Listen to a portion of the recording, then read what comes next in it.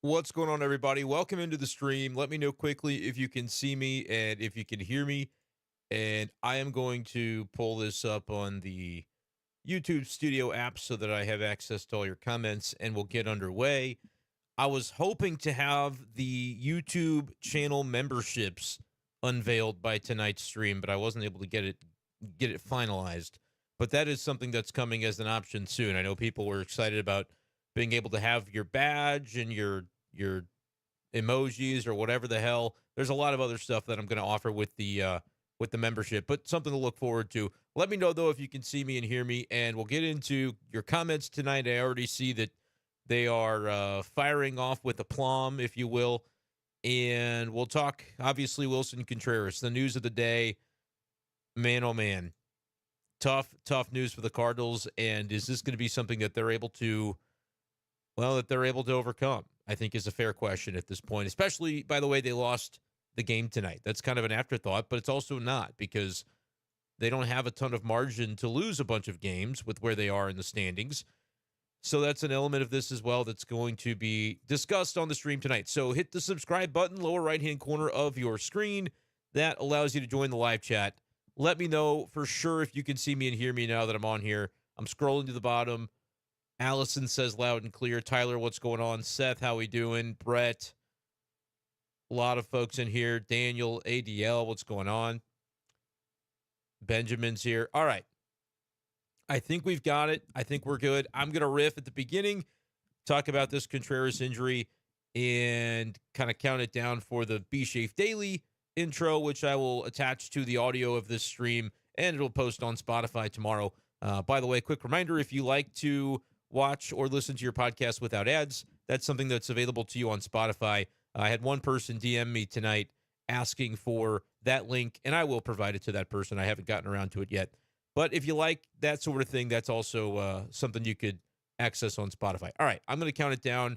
I've got all my various recordings up and running, so we should be good to go here in 3, 2, 1. What's going on, everyone, and welcome into this edition of B Shafe Daily Live. Brenden Schaeffer with you here. It is the evening hours of Tuesday, May 7th, 2024, and this is a tough one for Cardinals fans as, the Cardinals lost the game. They lose to the Mets 7-5. They are at the risk of being swept out of Busch Stadium in this 3-game set that'll happen, or the final game will happen Wednesday afternoon. We'll see whether or not the sweep is part of that or not. But the big news is not the outcome of the game, even though it does drop the Cardinals to 15-21 on the season. The news of the day is the Willson Contreras injury. It is a forearm fracture for Cardinals catcher Willson Contreras. He is the best position player, the top performing position player on this team, the best player, period, on this team this side of Sonny Gray. And the Cardinals will now be without Willson Contreras for the next, he said on the Bally Sports postgame show, 6 to 8 weeks. If you look behind me, I'm obviously not at Busch Stadium tonight, but I was watching on TV, watching the postgame show, and they aired a clip from the clubhouse. 6 to 8 weeks was the expectation that Willson was given. Ollie Marmol made it clear as of the moment that he spoke with the media that it's not guaranteed to be surgery. They don't know yet, but if it's surgery, they're going to have him ready for that as early as tomorrow, and then hopefully aggressively rehab and get him back as quickly as possible.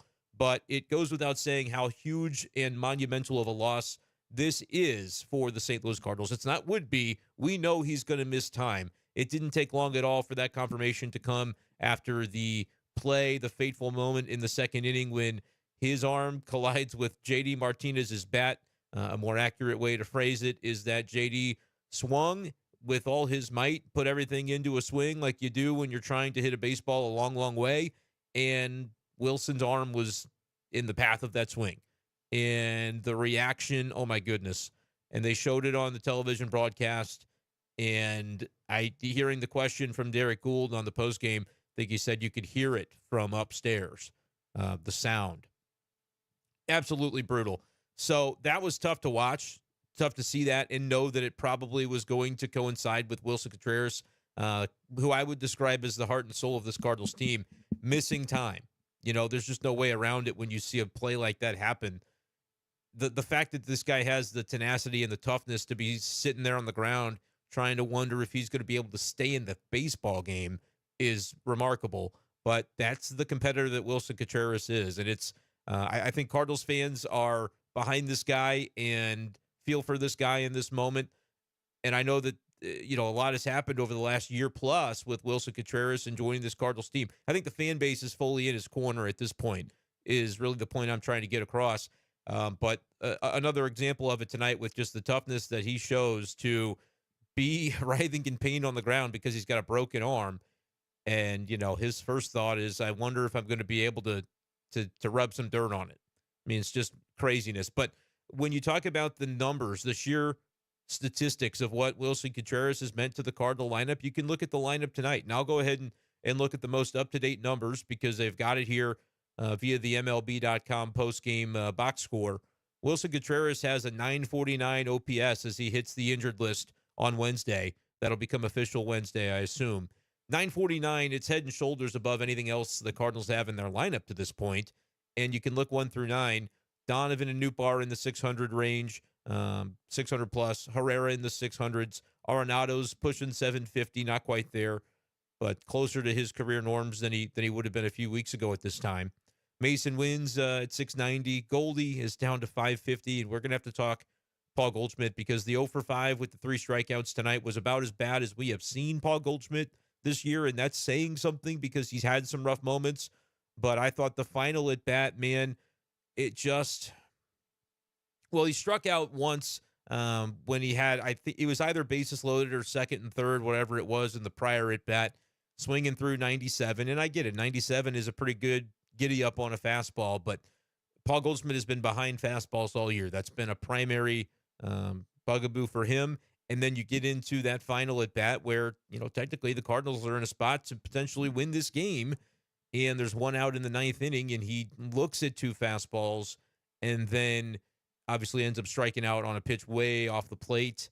So it just looked like a backwards AB, right? You want to be attacking the pitches that you do get in the zone and laying off the ones that are fish food and that you don't need to have anything to do with.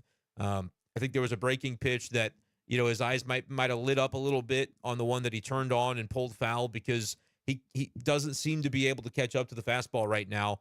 And so when he got a pitch that he was able to time up a little bit, I think he jumped the gun on it, and that's why he pulled it foul. What a moment that could have been for the Cardinals and for Paul Goldschmidt if he could have steered that one fair and driven it into the seats. But as it turns out, I mean, the pitch 18 inches off the plate or whatever it was, that ends up being the K pitch.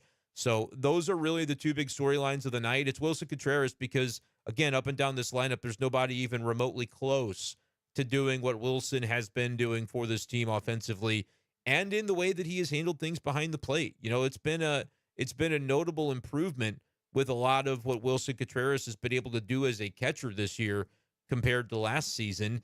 And part of that has been pitch framing. And part of that is maybe why he is so far up close to the batter's box, close to the plate when the moment with J.D. Martinez happens. Now, J.D. Martinez has done this before. This is not his first run in, and it's not his first run in with a catcher interference play with a Contreras brother, if I'm not mistaken. Had it happen a couple of times with William, but this is one that the catcher's going to miss at least a month, 6, 8 weeks, 10 weeks, 12 weeks. He said 6 to 8. That would be wonderful news for the Cardinals because first glimpse, I kind of thought 8 to 12 weeks. I'm not a doctor. I wouldn't know, but that's just you're going to be measuring this potentially in months rather than weeks. I guess you could still say weeks, but it's also going to count as multiple months by the time it's all said and done, unless Willson is able to beat the recovery timeline. So it's brutal. Let me know, Cardinals fans, what you're thinking and feeling tonight. I know a lot of folks were already sort of on the outs with this team. They didn't have expectations. I understand what gets said out there doesn't necessarily always mean that's the pulse of the fan base because sometimes things get said out of frustration.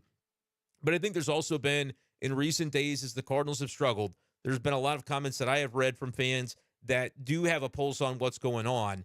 And yes, it's born out of frustration, but it's also there's some relevance to a lot of what is being said. And so I think, it's just a spot where Cardinals fans have maybe been a little pessimistic, but I've looked at it and said, I still think that this offense isn't going to be 29th in baseball. Are they going to be, are they going to end up being the top 10 offense that we really thought they'd need to be? Yeah, that ship had probably sailed, but could they find themselves somewhere in the middle was sort of the thought process and the idea that I still sort of maintained and thought they could find a way through.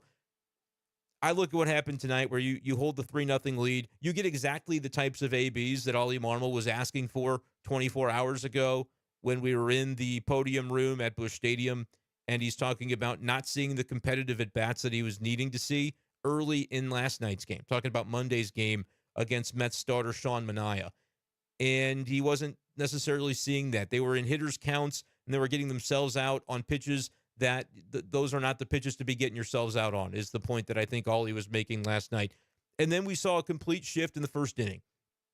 I don't know what happened with the one lineup getting released and then the secondary lineup coming out and it containing the same players, but just in a shuffled up order.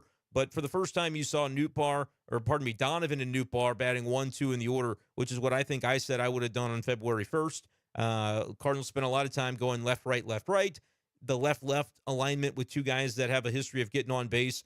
Both those guys were able to jumpstart things a little bit tonight with Donovan going 2 for 5 and Nootbaar getting on base a ton, hitting the home run and also walking 3 times.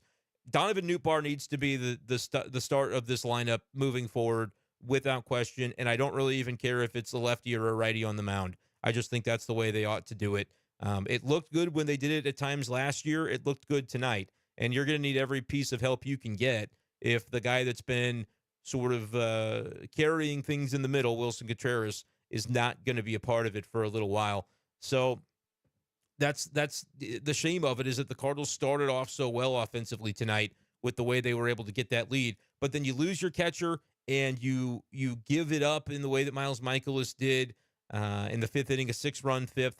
That is about as demoralizing of a stretch as you can imagine. And when I saw that going on, I sent a tweet where I said, it's May 7th. I know it's May 7th. But to me, I personally, again, you may have already been here, but for me, seeing that happen and then the way the game play out, the Cardinals not able to mount a charge, I said I'm going to have a difficult time envisioning a world in which the Cardinals lose this game with a whimper and then still eventually summon the tenacity to turn things around. I said, I realize I'm talking about something as large as the season on May 7th. So that might be inherently a little bit ridiculous, but I felt like I said it anyway because it's how I viewed it in the moment. And for the Cardinals to sort of whimper out of that game, and at least they did put up a bit of a fight. You get the homers from Burleson and Lars Nootbaar, and they're going to need those guys, especially now. But that's tough. I say that this is, and after this, I'll go ahead and take a sip of water and start reading your comments. But I say all this to say that for me, this is the first night that I'll go to bed where if I'm asked the question in this live stream, which it's funny, nobody's really asked recently because everybody sort of has the opinion that the Cardinals are not a playoff team. But if I'm asked, hey, would you say the Cardinals are going to make the playoffs? Yes or no? I would say no. This is the first time, though. If you'd asked it to me last night, I'd have said reluctantly, you know what? I think they're going to find a way. I think they've got it within them. I don't know, man. And look, they could use this as a galvanizing moment, but the fact that they were spotted the 3 runs when Contreras went out, and then you had that outing from Mikolas, his good outings have been just straining to remain a quality start at this point. His bad ones where maybe, Keith Hernandez, evidently, I saw a lot of fodder on social media about the Mets broadcast picking up that he was tipping his curveball, slowing down his motion on his curveball. And, those are things that happen from time to time, but you'd like to think the Cardinals might be able to pick up on anything like that that's going on as quickly as humanly possible. And if the Mets broadcast is picking up on it, it's probably been going on for a little bit of time. Although I will say, not to just assume this as law. Keith Hernandez has done that before. He has a tendency, if you could Twitter search Keith Hernandez tipping, he likes to predict that guys are tipping. Sometimes they are, sometimes they aren't. But if you look at the way that played out, Miles gave up 6 runs. I'm inclined to believe that there might have been something going on there. And it's unfortunate because Cardinals did score 5 today.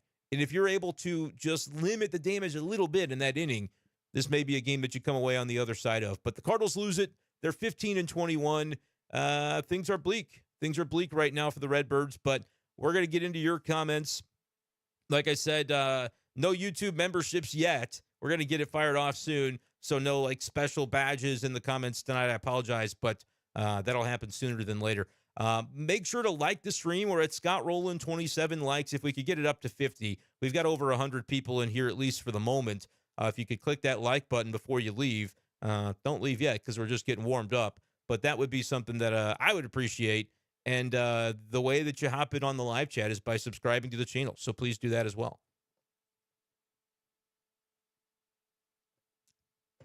All right, now that I've got some water in me, Benjamin says it's all ogre now. Paul Goldschmidt, yep. We'll talk about Goldie. I'm just going to get into these comments a little bit.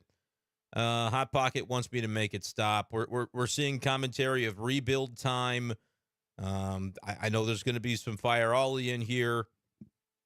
I see some of this as well. I'm on the Fire Ollie train, says ADL. If that's true, that he was part of the reason Contreras was positioned closer to the battery, needs to be fired. I think that's ridiculous. There's not a team in Major League Baseball that's not trying to find an advantage when it comes to pitch framing.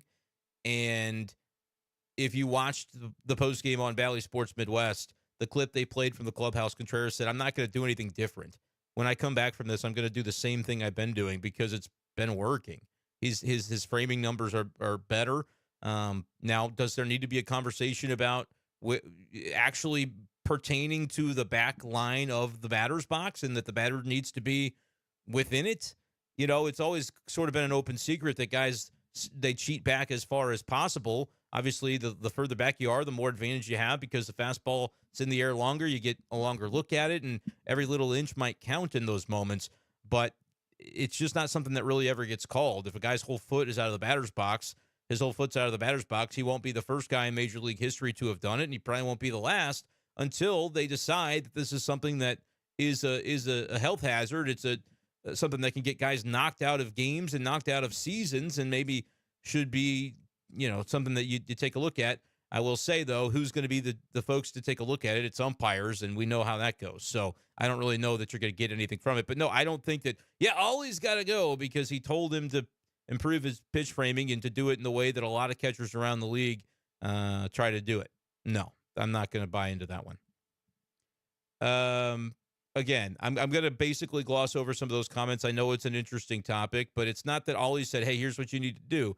Like, this is a strategy that Willson Contreras is on board with, and said after he got clocked in the arm by a full-speed swing from an MLB power-hitting slugger, "I'm going to do it again. I'm going to continue to be where I am. I was in the right spot." He said, "I don't want to blame anybody, but he knows his swing and should, he was as tactful about it as he should have been." But JD Martinez probably does bear some of the responsibility for this one. Yes, I think if you're not going to enforce where the batter stands, then there does need to be more of an awareness on the part of catchers. And this seems like we've entered into a gray area where both sides kind of think they're in the right.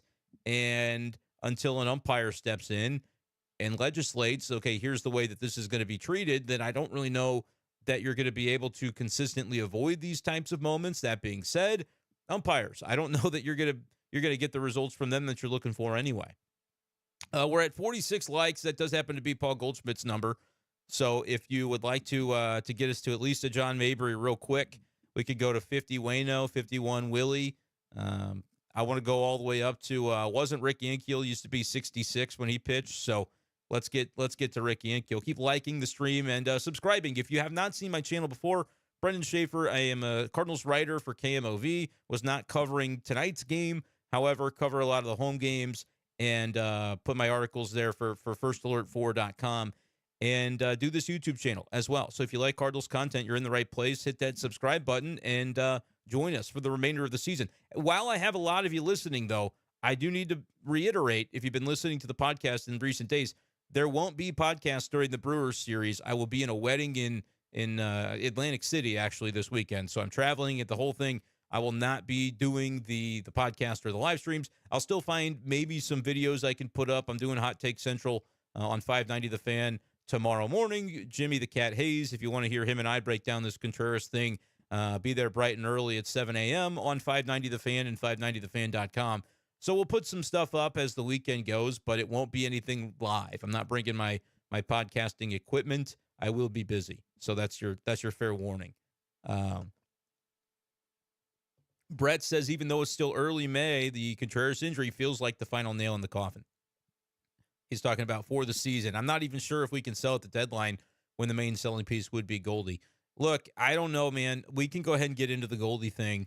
I talked a little bit about it off the top, but when you have at bats like he's having, and it's consistently, seemingly in those big spots, runners on base, go ahead, run at the plate, go ahead, run on base, and he's not able to come through. And it's the way he's not coming through that it's starting to feel like a self-fulfilling prophecy. And it is hard to watch because there's nobody who takes it harder and who wants it more and who's had a better history, a track record of coming through than Paul Goldschmidt. And it's not happening right now, and it's inexplicable, right? You can just decide that it's the age-related decline and say that he's done. I am not entirely sure that that's true, but this is, when you talk about stretches where he's struggled in the past, this is a longer one than we've ever seen, and it looks as bad as it's ever looked. A 550 OPS is, you have to move him to the 7-hole or lower at this point if he's going to stay off the IL. There's a case to be made that you either just sit him a couple of days. That question was asked of Ollie Marmol tonight, and he didn't dismiss it outright. So it could be a case where you sit him for a little bit, day or two, and just start to see if you can get him right behind the scenes, or an IL stint, just to, if there's something going on that needs to be addressed, then maybe you were able to do it that way. But I do agree at this point, for a while it was, look, everybody's not hitting. There's no one more guy to blame over another. The guys getting paid the most, you're going to blame, obviously, but everybody was struggling. If you could see an alignment of the lineup where Donovan Newbar can get it cooking again at the top, and Alec Burleson had a big game tonight as well, you bump those guys up in the lineup, and Goldie's 7th or lower if he's in the lineup. I think that's a reasonable thing at this point, simply because those are meaningful at bats, and I don't know that 5th is low enough with the way that he's looking right now. This is not something that you probably heard me say before, but I'm full on board with that at this point, because tonight was a tough one. Tonight there were opportunities to win this game, even with the Michaelis blow up, which is a concern, by the way. I mean, this is a guy that's under contract for $16 million again next year. Cardinals locked themselves into that. His ERA is 6.43. He's not been good enough, and it's always the one big inning, it seems. And when he's not making a competitive pitch, it is really not a competitive pitch. And big league hitters know what to do with those pitches. So that is a concern. It was already, but now it's something that I know we're talking about the offense. But the Miles Michaelis start, that's a start that the 36th game the Cardinals have played this year. I think probably a solid 30 of the starts that have been made by starting pitchers maybe would have been good enough to win this game. 25 out of the 36 games they've had. This was one of the lesser starts we've seen, and it came at a bad time. I'm not going to allude to the comments about firing various folks from the television broadcast, because I think people are just a little bit too angry tonight. 56 likes. We can advance that another 10 or 12, I would assume. Keep it going on the likes. Appreciate you guys.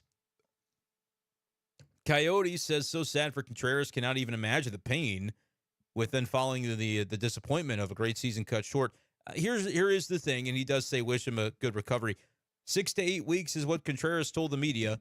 That sounds like an aggressive, optimistic timeline, but if that ends up being something close to what it is, then that puts him back mid-June, late June, early July, pre-All-Star break potentially. And if you're cutting it close, it could make sense to just give him that extra rest and have him post ASB, which is a bummer because he would have been in the damn game. He would have started the game at catcher the way things were going. His OPS is 949. It's been amazing. Yeah, the Chip and Brad talk. You guys are out of pocket, in my opinion. I know the injury is bad, but the offense was awful even with him healthy and hitting well. Let's not act like aren't already going nowhere. Now, could the front office use this as an excuse? Certainly, it could be used. And look, it's as big of an injury as they could have sustained tonight, unless Sonny Gray was going to slip on the dugout steps or something because he wasn't pitching. It's as bad of an injury as they could have sustained. Not a season ender, so I guess technically it could have been worse. But yeah, this is a guy that you could ill afford to lose. Now, here's what I will say: you're going to see Pedro Pages come up, and I think he's going to play some too. I'm interested to see a little bit what his bat could be about as well. And defensively, he's probably better than Ivan Herrera at this stage. So Herrera's bat's going to stay in there if it's clicking, but I wouldn't overlook Pedro Pages as a candidate to actually get some run in this whole thing. So we'll see about that. Subscribe to this channel if you're just joining me. Brenden Schaeffer, St. Louis Cardinals writer, covering the Cardinals and putting this YouTube channel together. So appreciate you guys. If you want Cardinals content all season long, make sure the new viewers here I'm telling to hit that subscribe button. Seth asks, why is no one being held accountable? The season's over. Well, no, the season's 36 games in, but like I said, and I don't know what that means, Seth. Look, I was there covering the game on Monday. Why is no one being held accountable? Is that a shot at the media? Is it a shot at Mozeliak? You let me know, Seth, who you're directing this to, because sometimes I do. I make the mistake of seeing comments that are sent to me on my live stream or on my YouTube video, and I reply to them as though I'm the one being spoken to, when sometimes I have to step back, and it may be that you're talking to the front office. Why is no one being held accountable is code for why hasn't anyone been fired? All right, fair enough. And the media doesn't have the ability to do that, but the media can ask questions, and that's what happened Monday night. And I thought Ollie Marmol actually did a really solid job of answering the questions. And then tonight you did see a difference in the offense, at least in the early going, and certainly with the home runs that were hit late. So you score 5. I'm not going to really have a lot to nitpick about. This was a game where Miles Mikolas didn't do his job, and I think the Cardinals were a little shell-shocked after what happened to Contreras, too. I think that played a role. But, 36 games in, season's not over, but I will say this is the first night that I'll go to sleep with the question of will they or won't they make the playoffs. My answer tonight as I go to bed is going to be no, if I had to pick one. Now, that doesn't mean I don't reserve the right to change that if they pick it back up. And look, if that ends up happening, and then you can use that as, Brenden Schaeffer was wrong. He said they weren't going to make it. Look, I'm just giving it to you as my honest opinion on where things were. I wasn't at that point yet, but without Contreras for 6 to 8 weeks, man, and with the pitching kind of teetering a little bit when a guy like Mikolas has not done his job, and you're seeing a crack here and there in the bullpen, I don't think it's a bad unit. I think the guys who have been elite in that unit can remain so, but it's still the margin for error is so slim when an offense isn't performing, and you could see a world in which the offense could end up being decent, and then if another area of the club steps back, the Cardinals still don't find ways to win. That could be what ends up being a really trying situation for this Cardinals team if it comes to pass. Brett says, get ready to see Alec Burleson at first base next year. You should get ready for that possibility, because even if the Cardinals do bounce back and they make a run at this thing, maybe they don't trade Paul Goldschmidt at the deadline because there's not a lot of value. But regardless, I think you're going to get into a situation where this year ends, and let's say they win 82 games and they shock everybody in this stream right now, because I don't think a lot of people are feeling too high about the Cardinals, and they kind of fall a little short of the playoffs, but they weren't a terrible team when it's all said and done. What do they do with Paul Goldschmidt? I mean, they could still let him walk if the performance doesn't turn around. So you're looking at Ivan Herrera, Willson Contreras, Alec Burleson, and if Luken Baker can try and force his way back into the conversation, then maybe he can. But yeah, those are sort of the again, I don't want to do too much look ahead to next year stuff in May, but this was a tough blow tonight, and I'm curious to see how the Cardinals are going to respond to it. I was curious to see within this game how they were going to respond to it, and the response, unfortunately, wasn't there. It was not sufficient to be able to pull out this win. It would have been a pretty emotional win if you're able to do it for your catcher, but instead they had a 3-0 lead, and Mikolas was not able to hold it, and they were not able to come back and get enough offense to make up for that disaster 5th inning that took place. Mikolas ends the day 4 innings, 6 earned runs, no walks, but 3 strikeouts, 1 homer allowed, 9 hits allowed. A lot of contact, and that's what you're going to get from Miles Mikolas. He's not going to miss a bunch of bats. It's just the nature of where he's at, and that's led to a 6.4 ERA. That's not tenable for the Cardinals to win a bunch of games when he's out there, if that's the level of consistency that they're going to get from him moving forward. They have to hope that it's not, but it's what it's been so far. Aaron asks me what happens if they get swept by the Mets. Well, they'll be 7 games under, and they'll be really feeling down and out as they head on a road trip to play a game again on Thursday, because they're in Milwaukee Thursday. It's no rest for the wicked. I believe somebody was asking about Paul Goldschmidt on their fantasy team. Yeah, you probably are safe to drop him. if anything, right, wouldn't you like to drop him or no, this was about Michaelis. Well, I think it applies to both.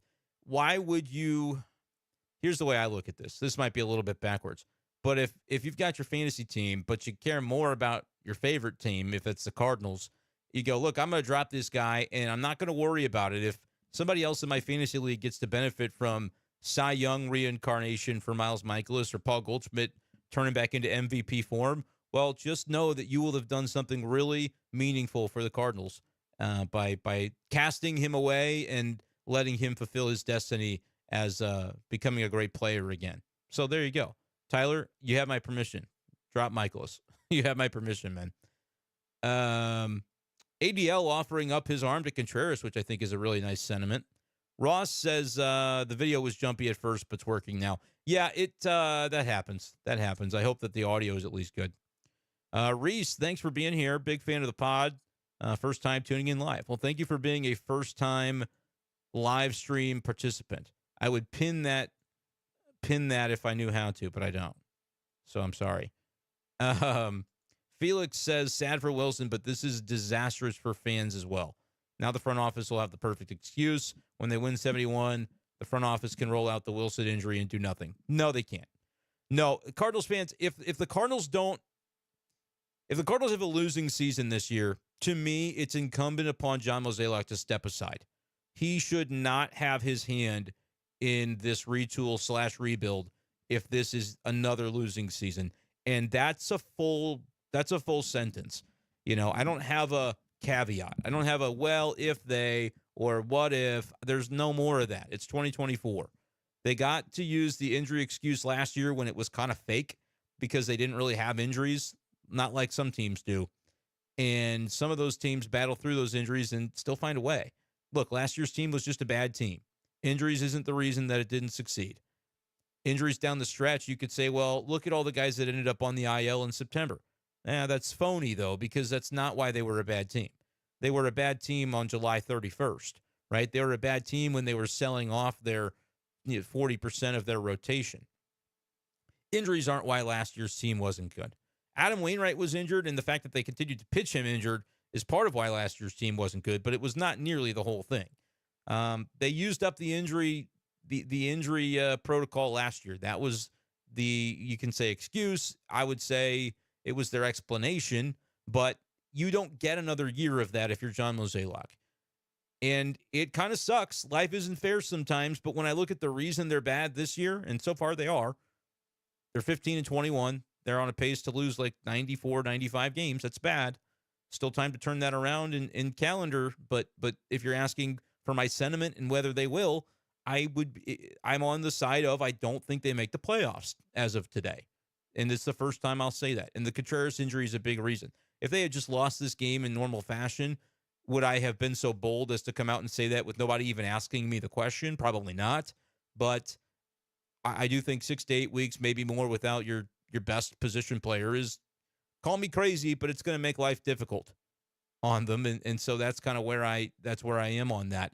I don't think there should be any excuse. Like I was getting ready to say a moment ago before I got sidetracked, the pitching was the reason they were bad last year. And John Mozeliak did a commendable job in addressing that in the offseason. Sonny Gray is fantastic. Kyle Gibson has been really, really strong. 6+ innings in every start he's made. That's 7 in a row, right? Mo did something right there. Lance Lynn, the numbers are okay, but I need to see more strikes from Lance Lynn. He doesn't throw enough strikes, has been the book on Lance Lynn so far this year, and why you've seen outings where he's only gone 5 innings. A lot of them, in fact. I think he's only had one game where he's gone more than, or where he's recorded an out in the 6th. I think that's only happened once. You can check me on that. But Lance Lynn's still been pretty solid. So Mo gets credit for that. Brought in Andrew Kittredge. I get that what he had to give up was Palacios, and he'd have the highest OPS on the team now that Contreras is injured if Palacios was here and playing and doing what he's been doing for the Rays. That's a lot of ifs, a lot of, not sure that it would have actually played out that way sort of stuff, but he did get Kittredge and has put together a pitching staff that has been able to do what its job has been.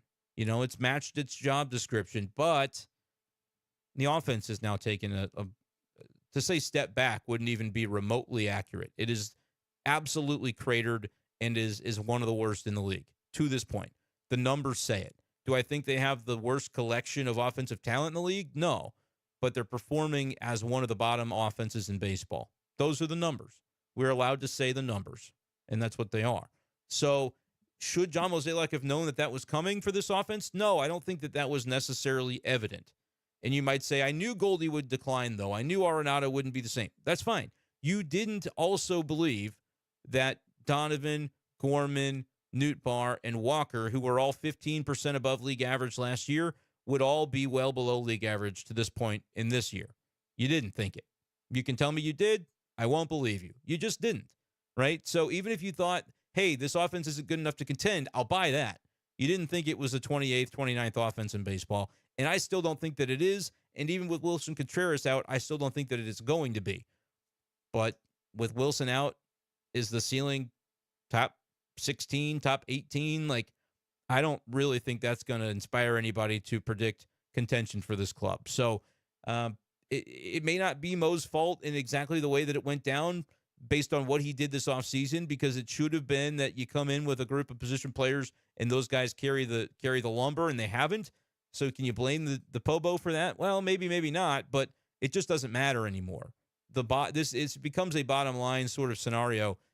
2 losing seasons when you've continued to tell fans to be patient, and that patience has to run dry at a certain point, because it matters whether you win or lose. Now, if you want to tell fans that you're going to take a step back, you can tell them that.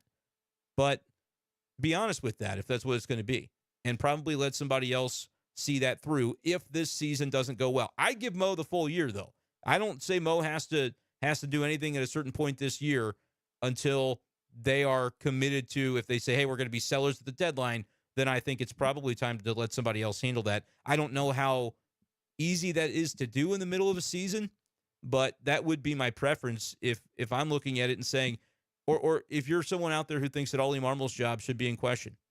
I don't feel that way, but if you do, and I know a lot of Cardinals fans do, John Mozeliak should not be at liberty to hire an additional manager. Number 4, he staked his reputation on, look, I don't think Mike Schilt's right for this team. We're going to go with the new guy. And I think the new guy is good. I think he's sharp. I think with a better roster and a better scenario, he would be showing that right now. And I get that he's got to win games, so I can't just defend him forever and say, oh, no, don't fire him. Look, at some point, the Cardinals are going to have to win games. It's just that simple, and there's nobody who knows that more than Ollie Marmol. So that's not the conversation we're having. My point is, if Mozeliak, if that's his guy, and then you want to say, no, the problem right now is this guy that I hired, then the problem is you. So that's another reason that I think, if you want to say, well, why did he get the extension? Why did Ollie get the extension? Well, these guys are tied together at this point. I don't think Mo ever gets fired by Bill DeWitt, but I also think it would be incumbent upon Mo, if this ends up truly being like a 2023 level bad, 91, 95 losses, Mo has to graciously step aside. That's what would have to happen. Would it happen? I don't know. It's what would need to happen. And look, I'm going to continue to say, hopefully that's not what we're talking about. Hopefully the Cardinals turn into the offense that they thought they could be back in mid-February, and we have a different conversation moving forward. But until then, that this is the kind of stuff we do have to talk about. The Grave of Einstein, thank you for the super chat. I'm sorry it took me so long to discuss it, but I was wanting to get the full thought out of what I was on there. I really appreciate the super chat. And he says this: get a good encouraging lead after a bad loss.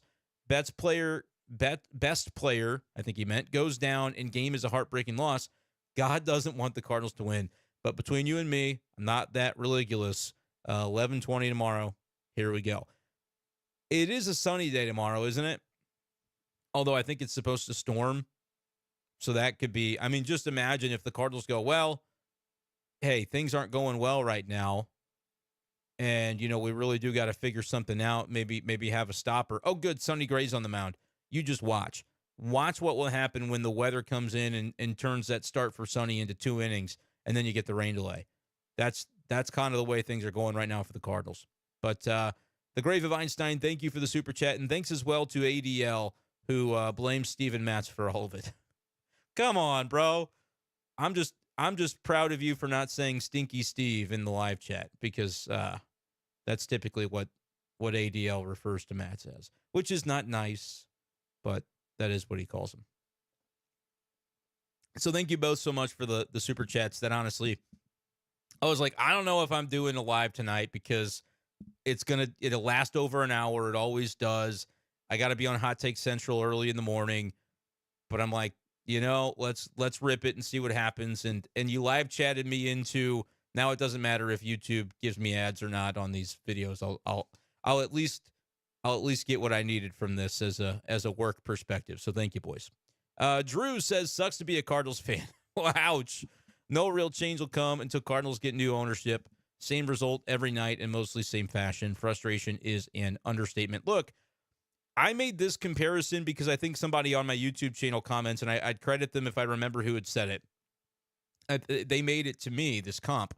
If you're a football fan, are there some comparisons to be made with where the Cardinals are right now and where we've seen the New England Patriots the last few years? And not like, I'm not saying you have to like the Patriots if you're a Cardinals fan. Typically, those are diametrically opposed in a lot of ways. Like, I grew up a Rams fan in St. Louis, hated the Patriots, that whole thing. But I think it's kind of interesting where you look at, like, Tom Brady. He got roasted this week, and it was really funny on Netflix, and I want to go back and watch more of it.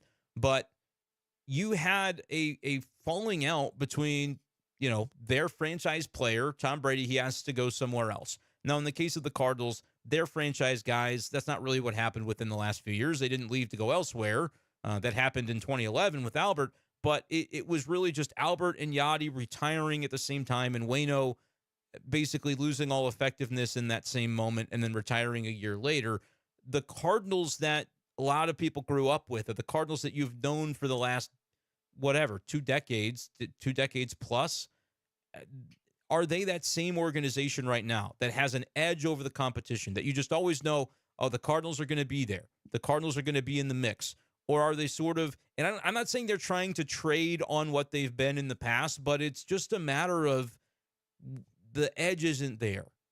I think it's fair. And Drew says it sucks to be a Cardinals fan. I don't really think you mean that, but I think it's fair to say that the edge that the organization had for so long is gone. They don't have that edge anymore.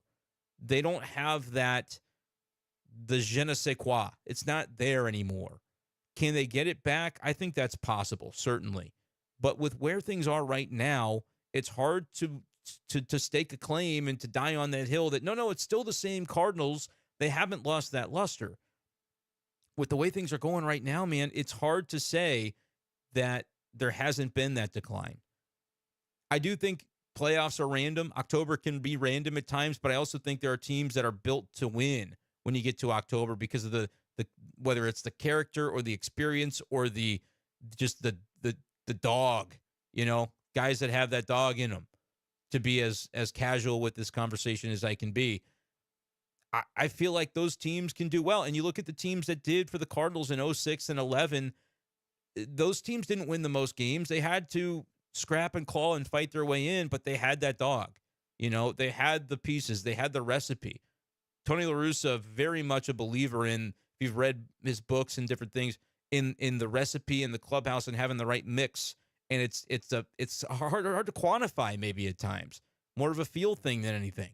But, and here's the other part about that. Good teams are going to feel like they have those things, right? Teams that lose most of their games like the Cardinals have since the start of 2023, well, of course it's going to feel like this Cardinals group doesn't have that because they're losing most of their games.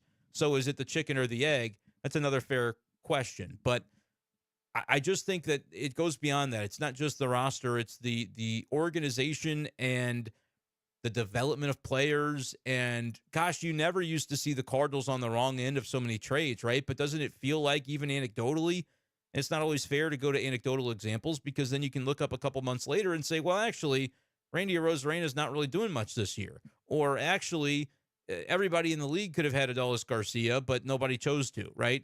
He was a late bloomer. Like, you could frame any conversation you want in any different way, but it does feel like the Cardinals have had more than their fair share of those that you look at and go, that doesn't feel like a Cardinals move. But now it's kind of, the script has flipped, right? It becomes predictable to know that a Tyler O'Neill is going to have a falling out with the manager or falling out with the team, and that he's going to go somewhere else. And by gosh, if he stays healthy enough, he's going to end up being a really good player and having a really good season. It's predictable anymore, and that's, I think, part of what makes people upset is like you're almost helpless to it. It's a self-fulfilling prophecy anymore.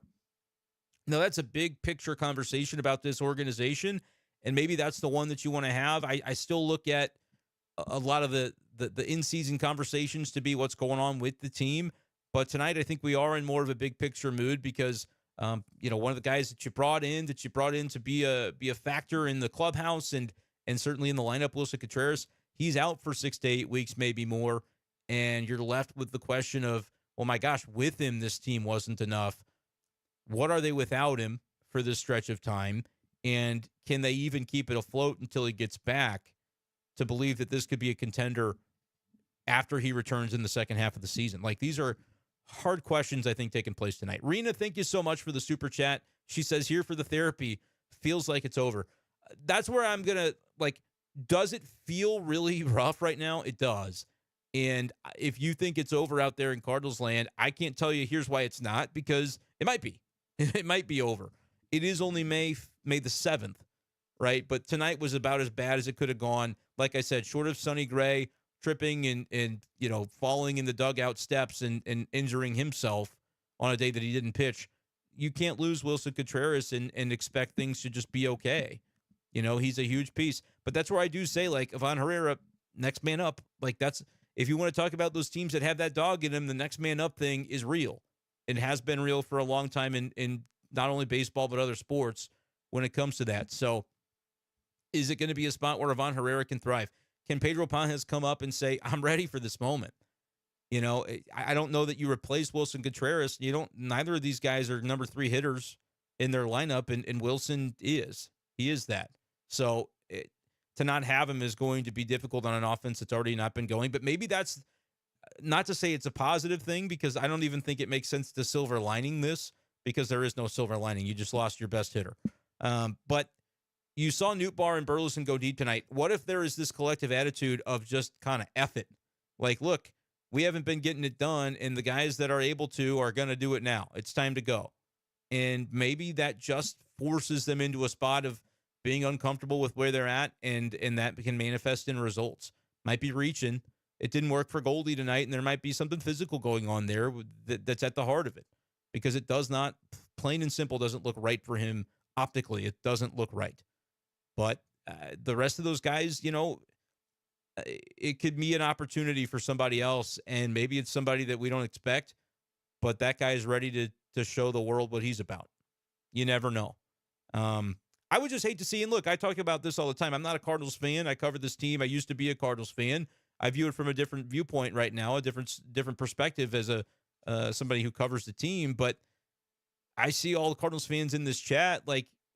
I know you guys still care. I know you still want to see him do well. At least allow yourself, right? Allow yourself to dream on the possibility that this could still be a fun summer.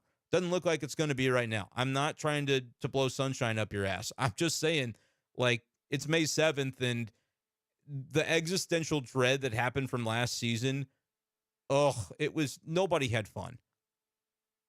Nobody had fun. And maybe it's hard because you're still being told by the organization, no, be patient. This is going to be the good thing. The good thing is just behind the curtain. And then when it doesn't show, you feel like you've been hoodwinked again.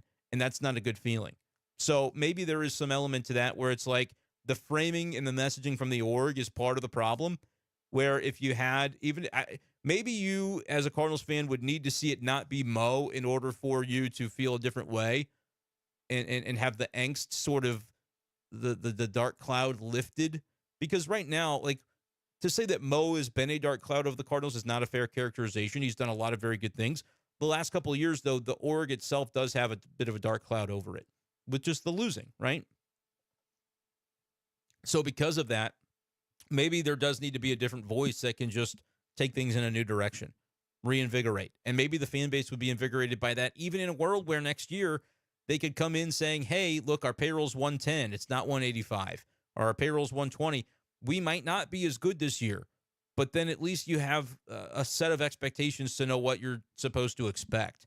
People don't like to continue to be told that, hey, it's going to be great, we're going to contend, and then when you don't, it's like, well, here's the reason, here's the excuse, etc. And, like, I don't think day to day the Cardinals are doing that, but I certainly think you do get that in the offseason when the season ends and there's not even there's not even an end of season press conference to where you can say, you can have Mo look the fans in the eyes in that moment and say, we blew it this year, but here's where we want to get you back, and here's where we want to do right by you.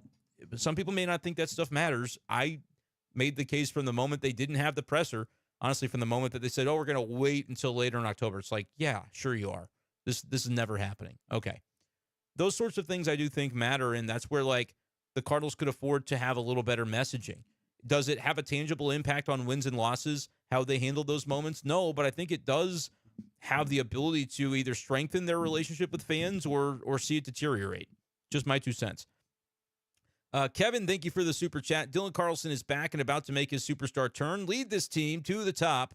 Well, I don't think that, but time to start seeing his talent. Yeah, I worry a little bit that they might have rushed Dylan back, which I get it. Last week when he hit the homer in the minors, I was saying, bring him back. Like, they got nobody here anyway. Just nobody's hitting. Bring him back if he's ready. But, boy, he hasn't looked quite himself since getting back. And he's assimilating quite nicely relative to the rest of the team, right? Because that's what everybody's sort of been doing. Carlson with an 0 for 1 tonight, pinch hitting late in the game. He has not gotten a hit yet this season. Gee whiz. E-Rock says turning off MLB TV scoring updates has been the best decision I've ever made. 10 of 10 would recommend. Thank you, E-Rock TV, for the super chat. Appreciate you, man. Okay. Took me a minute to get through those super chats, but I really do appreciate them. Today feels like Groundhog Day a year ago. That's Patrick. Early May, team looks bad, and things don't look to be improving anytime soon. Well, Contreras is leaving the catcher position tonight. That's what happened last year for a very different reason at this time. But, yeah, it doesn't look good right now. I'm not doing the sunshine thing because it doesn't look good. I see what you see. This was a tough one. This was the worst night of the season for the St. Louis Cardinals so far. Jeff wondering odds that Goldie takes a minor league assignment. No, I don't think you're going to option him, but you could IL him, give him a week, and then he could, just get some swings somewhere on a rehab assignment. If he's got an injury designation, then I could see that. We're closing in on an hour. I do definitely need to cut this off around 11:45, 11:50, because I'll have to post it to Spotify and get to bed so I can get up early in the morning and work again. But just letting everybody know, keep those comments coming. I'll try to roll through them pretty quick here. Landon said, wow, talk about a disappointing game. Yeah, no kidding, man. And again, the loss is the loss, but the Contreras thing that's what leads here. That's what's a problem. Snips, I think, sent Goldie to is that the Chinese league? I'm not familiar with the team there, but I don't think Goldie's going there necessarily. Slim Hot Pocket mentions it. Catcher's interference merchant, JD Martinez. Yeah, and Korn is asking if JD's going to get beaned. Not by Sonny. I think Miles would have done it for sure tonight. I think he would have, but he didn't make it to that spot in the lineup in the fifth. And I'm not going to put that on Miles. Like, he might not have done it, especially in that spot where the Cardinals were suddenly losing in the game. But, like, that's bad, man. And whether it's his fault or not, that's old school baseball, and Miles is the kind of guy to deliver some old school justice. Would not have shocked me if you would have seen that AB again. Now, I could be wrong because it happened in the second inning, so I'm sure he faced him again, but it didn't happen instantly. I think part of it is like you're not going to do it right away, maybe. But look, man, if it was somebody else than Sonny tomorrow and you didn't really need the win, it wouldn't shock me. But I also think the Cardinals understand the game. They understand that those things happen and that, yeah, they're trying to inch their catcher as close to the plate as they can get so that they can gain an advantage, and that JD's trying to gain an advantage as well. But that's a gnarly one to just slam it on the guys. It's not like he did it on purpose, but he's done it before. And so what's the awareness of your swing? And is it incumbent upon that player to recognize that at some point? Those are all fair things to ask. I've got more super chats. I will promise you to read all the super chats, but I'm also going to try to get to some of these other comments because I appreciate you guys for taking your time with me. But I do have to prioritize these because Snips shot me a super chat. Thank you, brother. My problem, I almost sounded like Sketch a little bit there. What's up, brother? My problem with the org right now is there is zero direction. If the front office said we are going to completely tank, I'd feel a lot more comfortable, but we are stuck in an endless loop of mediocrity. I think that's what it is. It's the messaging that gets people sideways because they're continuing to be told that, hey, we're going to contend. We're going to try and, but are you going to win the World Series? Well, we're going to try to put the best team together and give it our shot. And if we get into October, great things can happen. Yeah, but you lost 91 games, but we're going to fix this, and we really do believe we can contend. And it's like, okay, at a certain point, does it end up that the Cardinals just need to maybe have some different messaging, whether that's different individuals delivering the messages or acknowledge where they're at?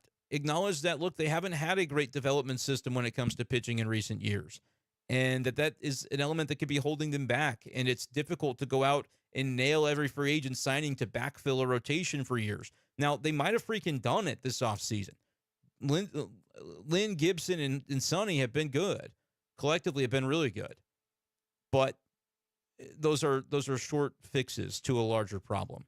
You can't go out and expect to nail that every offseason and then every July say we need 2 more starters or we're going to sell off the ones that are any good because we're tanking, right? That's what happened in August 1st last year. So it's tough, but Snips, appreciate you, man. And I agree. I think a lot of Cardinals fans are where you are, believing that it's just that mediocrity loop. And it's not even necessarily that the team is that exciting at times too. Although I would push back on the own argument that I just formed, talk about schizophrenia. But I think teams that win more games are exciting, right? And the Cardinals aren't winning, so ergo, not exciting, which I think is a thing. ADL back in the game. You don't have to super chat me multiple times, but I appreciate it. I am going to read your comment. He said, I'm really good at running the Cardinals in MLB The Show. That's more fun than this. Yeah, I'm going to that. I told everybody I'm going to that wedding that I'm in this weekend. But when I get back, I want to start trying to set up MLB The Show streaming because I did get the game. I am bad at it. I can pitch a little bit. Let me know, too, you guys that play the show, how do you pitch? What is your method of pitching? Because I use pure analog, and I think it's the only way. It, feels to me almost like real pitching somehow. But I know a lot of other people do not use that and think it's crazy to do so. But anyway, I can't hit for my life, though. I need hitting tips on MLB The Show stat, really bad, before I can start streaming myself doing it. Otherwise, I'll just be like that guy that streams himself all day trying to get an inside the park homer and just resetting every time he fails. That's kind of fun to watch. I've sat for 20 minutes watching that dude. I don't know if he's ever actually gotten an inside the park home run. Anyway, ADL uses the pulse meter. I've tried it, dude. I can't figure the damn thing out. I really can't. Clay uses it. I'll read all of those if everybody tells me how you pitch on the show. I am kind of curious, but I just could not figure out pulse at all. Analog is the only way for me. Anyway, Clay said, I asked a couple weeks back why we were seeing more interferences and with the catchers. Tonight they showed the rise of those calls since 2018, up from 44 and 18 to about 90 last year, already 30 something this season.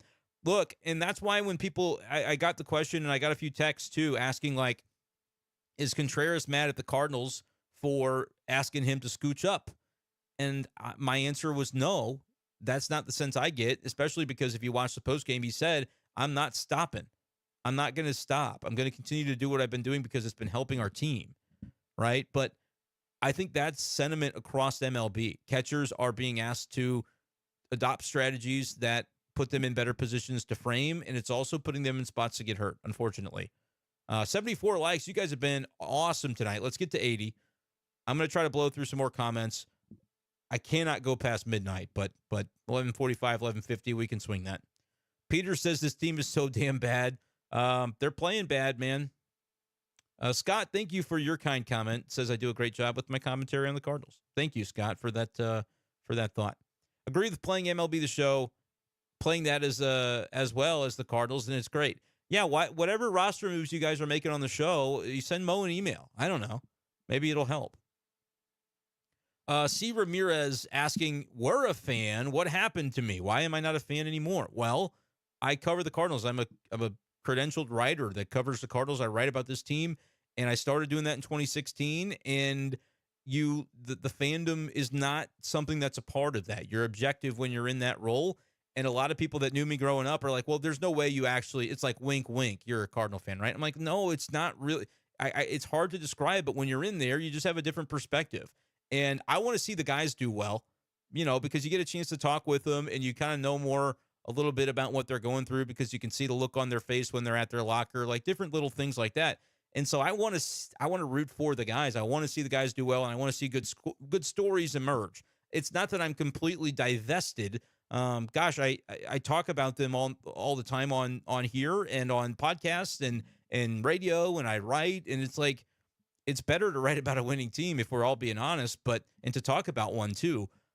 So it's just different. The way I frame it, Ramirez, is that I was a diehard fan, and the Cardinals used to be able to ruin my day when they would lose. Doesn't ruin my day now. I am just in business mode of thinking, okay, do I do a stream? What do I talk about? How do I communicate to the fans?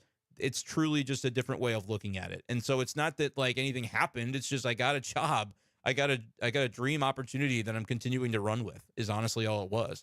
If you would have told me when I was a kid that I would be doing this, I would have thought that I'd still be a fan, right? I would have thought that, oh yeah, I'll be a fan, of course, but I'll just be, secret about it. No, it's just it's a different way of doing things, and I wouldn't trade it right now. I'm still trying to feel like I can make it in this business, but really am having a lot of fun doing it. But it changes your perspective. Scott, thank you so much for the super thanks, I think it's called, because there's no comment there. But a cool dancing guy, yippee. That's what the Cardinals are saying. Yippee. 15-21. Yippee. Joey uses pinpoint. I am going to read through all of those. I have to scroll through them right now so I can read the Cardinal questions. But everybody's got their different The Show opinion. And something I am going to do, and it's not that I won't let you guys be my friend on the show regardless, but when I start up YouTube memberships, I did put in there that anybody that becomes a member, I'm committing to making sure that we trade usernames and play on the show. Not all the time, but I also have this issue going on where I have T-Mobile internet and I have to reset my modem like multiple times a week in order to play online. So maybe the world is saying, don't spend your time on this game because you suck at it. I don't know what it is, but no, that'll be one of the things that I do too. I'll make sure to link up with anybody who wants to. I want to start a Discord to kind of have private conversations with the groups of members as well. I got ideas in my head. Brendan's not big on the execution, and the cat would make fun of me for talking in third person there, but that's okay. With the injuries, the team just feels lost. Like they're looking for the next man to get the hit. Yeah. Everything about the approach offensively is passive or overly aggressive. I thought that was true in prior games, but I think that today they actually had a much better approach in the early going. The thing is, like, you can't let a starter off the hook, and they've been doing it a lot and letting the starter off the hook. And tonight they didn't. They were able to get to a guy early. You'd like to always see more, but scoring 5 runs, it's hard to really nitpick too much about the offensive approach today. But generally speaking, I think there is something to that. Mariposa says it's not our farm system. It's also a product of being a winning team for a long while. You do not get number 1 picks while being in the playoffs. That's why teams go through teardowns to rebuild farms. It's a great point, right? The Cardinals are consistently drafting in the lower end of drafts over the course of history, and being able to do a lot with a little is a credit to the organization that they've been able to be successful for so long, despite the fact that they're really never picking in the top 10. Now, that's going to change. They're going to have the number, 7 pick coming up in this year's draft. They got to nail it. You can't have, and I'm not trying to disparage a guy that's currently in the org, but you can't have like a Michael McGreevy type of pick where, well, he's got good command, but we're not so sure about if he's going to really flash upper 90s fastball. And, they have to really go for broke with this pick, I think, and shoot for upside. Now, there have been times where they've done that and it hasn't panned out. Delvin Perez, is an example where they felt like a guy fell to them with some pure, unadulterated upside, and he just did not pan out as a ball player. Jordan Walker, Mason Wynn, where Tink Hens is another one in that 2020 draft. They went for the upside, and maybe those guys can be part of the wave that can really turn this organization around. But right now, we're not seeing it just yet from guys like Walker.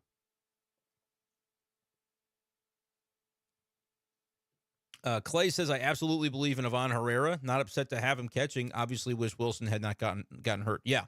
Herrera, this is a big spot for him. Big chance for him and Pajes both. GB is excited to see Soto in a Cardinal uniform next season. I guess he's also playing MLB The Show. That's fun. Yeah, Spencer, I do need to mention that Crawford made a really freaking nice play up the middle. That was a really good play, and I had tweeted some things and said, look, if he's going to get these starts at short when Wynn doesn't, they need to start getting something from him. and to continue justifying that. Now, he didn't get a hit in the game. His 0.91 for the average, reached base via walk, so he did get on base once and did make a nice defensive play. So that was good to see from him.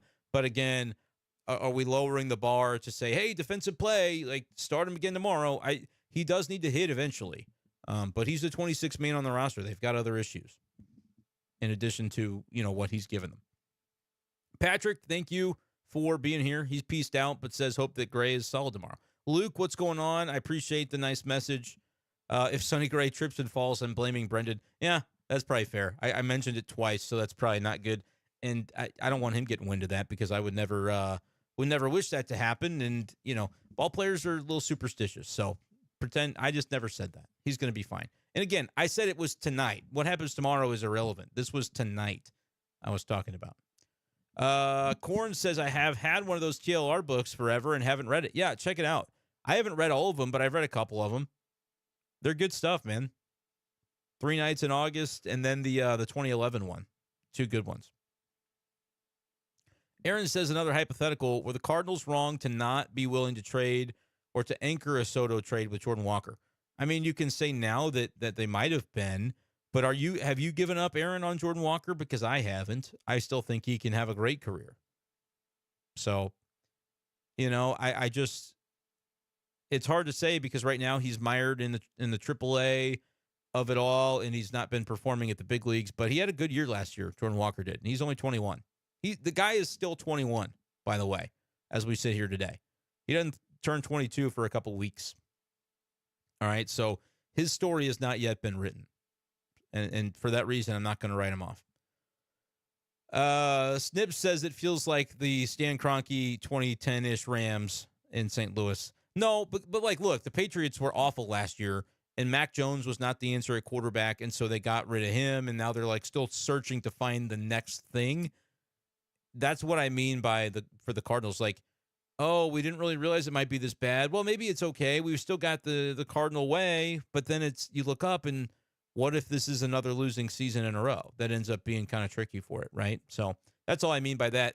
But you're saying Waino is the 2020 Julian Edelman. Maybe I am. Maybe I am saying that. Kenneth, what's going on? Do you consider a DFA of Michaelis? Diamondbacks did the same thing to Mad Bum last year with over a year and a half left on his deal. And Kenneth also points out that the Patriots won multiple championships. Well, so did the Cardinals, just not as recently. Yeah, not as recently. But point well taken. Point well taken. ADL would like to clarify that he does not know how Steven Matz smells, but he's mostly referring to the pitching with the stinky jokes, which is good because I wasn't sure. I wasn't sure what kind of commentary you were making with that. I don't think anyone actually expected Yachty to do anything. I saw it as a ceremonial thing and a way to keep him in the organization for possible future involvement. I think they did. They maybe didn't expect a bunch, but I think they thought if he says he's going to show up to spring training, he will, and then he never did. So that is just what it is. Yeah, there's no grand conspiracy about Yachty other than he didn't want to come. He has. Let's put it this way. I don't know that he didn't want to come. He has not made it a priority to show up to this point. And that's just kind of saying it pretty straight for what it is. Sweet residue. Walker is hitting 286 at AAA, but still not much power. Yeah, man. It's hard to understand because he was just such a stud. And then you get to the big leagues and it is difficult. Maybe that's all it is. But he's still trying to find that power. Still trying to get that consistently. Just remember, all the young guys are going to struggle. This is Mariposa speaking. They go from having an automated strike zone where they really, really know the zone to having C.B. Buckner calling strikes 2 balls out of the zone. It's a great point as well. The strike zones are different in AAA and big leagues, and I think they probably just need to go ahead and automate the thing everywhere just so players can know what to expect. Because how useful is it to be training in the minors for something that you're not actually even going to experience when you get up? How helpful is that? I understand it's like a players union thing probably where they're going to have to, and we know it was like pulling teeth to get the union to be on the same page as the owners and get different things approved the last time they did the CBA. But my goodness, it just doesn't seem to make much sense to me. Brandon, thank you for the super chat, my friend. I wonder what the worst team record for a Cy Young winner was. Yeah, that is kind of a good question. Well, and I'm trying to think last year. Sonny, I don't think had a ton of wins. Now he didn't win the Cy Young, but I think he was second in the American League in Cy Young. And I think Sonny Gray only had like 8 wins last year with the Twins. I'm going to look this up now. Yeah, he was 8-8 last year with a 2.79 ERA. Now again, he didn't win, and the Twins weren't a terrible team necessarily, but yeah, that's a fun question because the Cardinals could be a team that loses 85, 90 games, and Sonny Gray could have a 1.8 ERA, and yeah, he'd be a candidate for Cy Young, no doubt. I tell you what, though, the Cubs guy, Shota Imanaga, that sucks, man. That one sucks because I really did. I thought in November, I'm like, this is the guy. They're not going to get Yamamoto, but the Cardinals, they like going into the international markets, and this is the guy, Imanaga. What's it going to be? Like 4 years, $80 million? All right, that's maybe a bit hefty. Okay, people aren't sure his game's going to translate, but then it didn't end up being anything close to that. He got $4 and $53 million. That's the best deal any team signed in the offseason, and the Cardinals should have been on it. But I understand why they weren't. They signed all their guys quick, and they didn't sign a fourth. Now, if you're mad about anything from the offseason from a pitching perspective, I know we're talking about the offense a bunch because they have not done well. But I would say, like, don't be mad about Jordan Montgomery. There's a lot of reasons that Jordan Montgomery didn't come back. Be mad that they didn't stay the course on trying to get Shota Imanaga to come. And if they did and he just didn't want to show up, they should leak that to somebody so that it can be reported and they can not look bad for it. Because that was the guy, man, to me. Chad is also asking about Yachty. Why isn't anyone talking about Yachty? If he was here, I believe that would bring leadership. This team is evidently missing. Thanks and keep up trying on the show. Keep trying. He's like, keep trying on MLB The Show, you suck bag who can't hit. I can't hit. I swing at everything. I'm using the PCI. I'm a work in progress, folks. That's all it is. But to Chad's point about Yachty, look, man, they would like him to have shown. He didn't, and that is what it is. Like, they can't force him, right? I guess they could say, we're not going to pay you. I wonder what the contractual agreement of his advisorship was. But yeah, he hasn't shown up. Could he help? Probably. He can't step into the batter's box for him and hit, but I bet he could help. STL Baseball Beer told me to stream on TikTok eventually. I want to get StreamYard and then run everything, including these YouTube streams through that. But Baseball Beer, I think I follow you on TikTok, don't I? Send me a message either on there or on Twitter and let me know. Have you been doing some streaming? And because I need to go to TikTok next, unless the U.S. bans it, which I guess is like TikTok is countersuing or something to try and not have that rule go into effect. U.S. wants them to sell TikTok to still have it on people's phones here. I don't know. But I feel like there's an audience to be had on TikTok. I don't know about if it's a sports audience, but they certainly, you think YouTube's algorithm is one thing. I know that those other apps are doing the same kind of stuff. Let's see here. Getting close to where I'm going to have to wrap it, but making sure I haven't missed any major chats here. Do I think Yachty would come out of retirement for around 8 weeks? Yeah, that'd be funny. He's like, hey, you are under contract, Yachty. You need to get here, but not as an advisor. You have to play. Our catcher got hurt. Oh, man. That'd be wild. I saw a question, why has the player development fallen off so much? It's just been a series of things that it's maybe kind of hard to put your finger on and quantify at this point, to be honest with you. Because I do still think they have some talented folks in charge, but they have not been able to get the most. Like, it's not even a way to dispute it, right? There's not even a defense of, no, actually, they're getting the most out of. How would you even make that claim, right? Offensive, pitching-wise, who's the last homegrown pitcher they developed that got the second contract and has stayed and has been really good, right? Flaherty fell short of that. Michaelis was not homegrown, and he's struggling now.